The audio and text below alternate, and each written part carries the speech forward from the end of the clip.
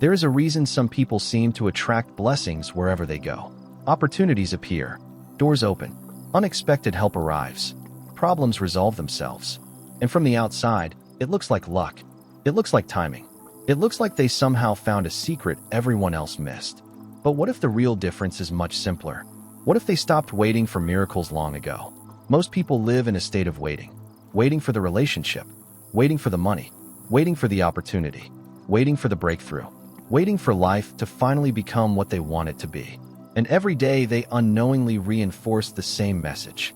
It is not here yet. Neville Goddard taught that this state of waiting is often the very thing that keeps desires away. Because waiting is not neutral. Waiting is a state. And every state creates its own reflection. Think about what waiting feels like. There is uncertainty. There is anticipation. There is distance. There is a sense that something important exists somewhere beyond the present moment. Now compare that to the feeling of already having. The difference is dramatic. The person who already has does not wait. They do not wonder. They do not constantly check for evidence. They live differently because they feel differently. This is where miracles begin. Not in circumstances, not in events, not in timing, in identity. Imagine two people facing the exact same situation. One believes life is difficult. The other believes life is supportive. One expects obstacles. The other expects solutions. One sees limitations. The other sees possibilities. Both are looking at the same world. Yet they experience completely different realities. Why? Because reality reflects state. The person who expects life to help them notices opportunities others miss. The person who assumes good things happen to them moves through the world differently. They are more open, more relaxed, more receptive, and that receptivity often appears as luck. But Neville would call it something else. An assumption made visible. One of the greatest misunderstandings about miracles is the belief that they happen to us. Neville taught that they happen through us, through the state we occupy, through the assumptions we accept, through the identity we embrace. The miracle is not the event. The miracle is the shift in consciousness that made the event possible. Think about someone who constantly says, "I hope things get better." There is nothing wrong with that statement, but hidden inside it is a belief. The belief that things are not better.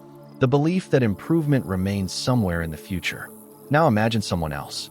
This person quietly assumes, "Life is working in my favor." Notice the difference.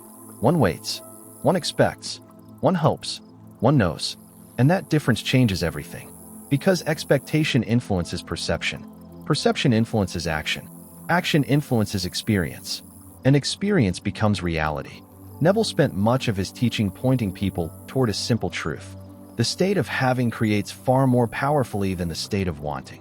The state of receiving creates far more powerfully than the state of seeking. The state of fulfillment creates far more powerfully than the state of longing. Most people are trying to attract miracles. Neville wanted people to become miracle conscious, to occupy the identity of someone who naturally experiences support, abundance, love, and success. Not because they deserve it more, because they expect it. The world has a strange way of agreeing with our deepest assumptions. If you assume life is a struggle, life reflects struggle. If you assume life supports you, life reflects support. The law remains the same. Only the assumption changes. This is why gratitude becomes so powerful. Not because gratitude convinces the universe, because gratitude places you in the emotional state of already having. The grateful person is not waiting. The grateful person is receiving. And receiving is a powerful state. Imagine waking up tomorrow with one simple assumption. Something wonderful is already unfolding. You do not know how. You do not know when. You do not need to. You simply know that life is moving in your favor. How would that change your day? How would that change your conversations? How would that change your decisions? How would that change your energy? That shift matters. Because miracles rarely enter the life of someone constantly focused on absence. They enter the life of someone prepared to receive them, someone emotionally available for them, someone who already feels aligned with them. Perhaps that is why the most extraordinary changes often happen when people stop chasing. They stop forcing. They stop demanding proof, and instead begin occupying a different identity. The identity of someone for whom good things feel natural, for whom blessings feel normal, for whom support feels expected. That identity changes the way they experience everything, and eventually reality begins reflecting it. So maybe the goal is not to attract a miracle. Maybe the goal is to become the version of yourself who naturally lives in a miraculous world. Because once that identity becomes familiar, the miracles you once hoped for begin feeling inevitable. Not because the universe finally noticed you, because you finally became the person who expected them.